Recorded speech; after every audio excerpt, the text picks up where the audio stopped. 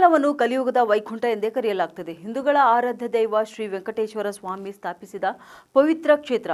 ಈ ಕ್ಷೇತ್ರವು ನಿಯಮಿತವಾಗಿ ಲಕ್ಷಾಂತರ ಭಕ್ತರನ್ನು ಆಕರ್ಷಿಸುತ್ತದೆ ಮತ್ತು ತಿಮ್ಮಪ್ಪನ ದರ್ಶನವನ್ನು ನೀಡುತ್ತದೆ.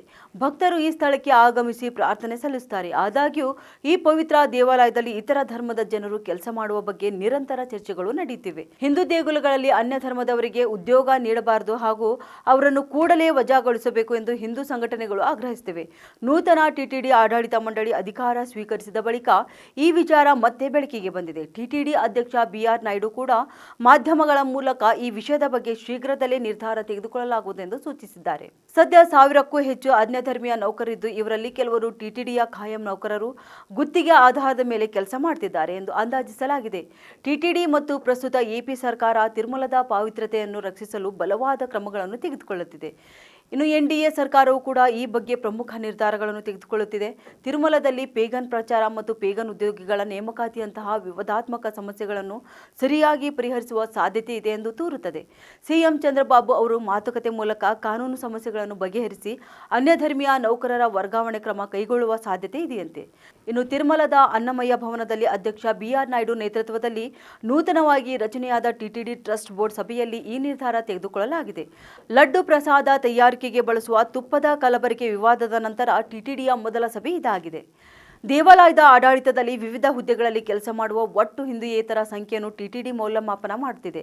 2018ರ ವರದಿಯ ಪ್ರಕಾರ ಟಿಟಿಡಿಯಲ್ಲಿ ಇತರ ಧಾರ್ಮಿಕ ನಂಬಿಕೆಗಳ 44 ಉದ್ಯೋಗಿಗಳು ಕೆಲಸ ಮಾಡುತ್ತಿದ್ದಾರೆ. ತಿರುಮಲದಲ್ಲಿ ಕೆಲಸ ಮಾಡುತ್ತಿರುವ ಹಿಂದೂಯೇತರ ಬಗ್ಗೆ ಸೂಕ್ತ ನಿರ್ಧಾರ ತೆಗೆದುಕೊಳ್ಳುವಂತೆ ನಾವು ರಾಜ್ಯ ಸರ್ಕಾರಕ್ಕೆ ಪತ್ರ ಬರೆಯುತ್ತೇವೆ ಎಂದು ಹೇಳಿದ್ದಾರೆ. ಇನ್ನು ಟಿಟಿಡಿ ಹಿಂದೂ ಧಾರ್ಮಿಕ ಸಂಸ್ಥೆಯಾಗಿದ್ದು ದೇವಸ್ಥಾನದಲ್ಲಿ ಕೆಲಸ ಮಾಡಲು ಹಿಂದೂಯೇತರನ್ನು ನೇಮಿಸಿಕೊಳ್ಳಬಾರದು ಎಂದು ಮಂಡಳಿ ಅಭಿಪ್ರಾಯಪಟ್ಟಿದೆ. ಅವರನ್ನು ಬೇರೆ ಬೇರೆ ಇಲಾಖೆಗಳಲ್ಲಿ ಸೇರಿಸಿಕೊಳ್ಳಲು ಅಥವಾ ಅವರಿಗೆ ಸ್ವಯಂ ನಿವೃತ್ತಿ ಯೋಜನೆ ನೀಡಲು ನಾವು ಸರ್ಕಾರಕ್ಕೆ ಪತ್ರ ಬರೆಯುತ್ತೇವೆ ಎಂದು ನಾಯ್ಡು ಹೇಳಿದ್ದಾರೆ.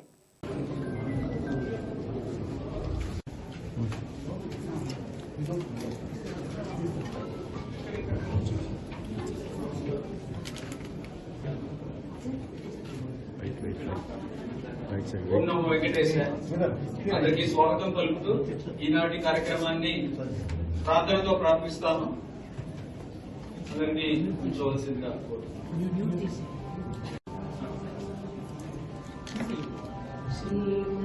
శ్రీమన్నారాయణ శ్రీమన్నారాయణ శ్రీమన్నారాయణ నీ శ్రీపాదమే శరణు శరణు. ಕಮಲಾಸಕ್ತಿ ಮುಖ ಕಮಲ ಕಮಲಹಿತ ಕಮಲಪ್ರಿಯ ಕಮಲೇಕ್ಷಣ ಕಮಲಾಸ ಕಮಲಹಿತ ಕಮಲಪ್ರಿಯ ಕಮಲೇಕ್ಷಣ ಕಮಲಾಸನಹಿತ ಕಮಲವೇ ಶರಣು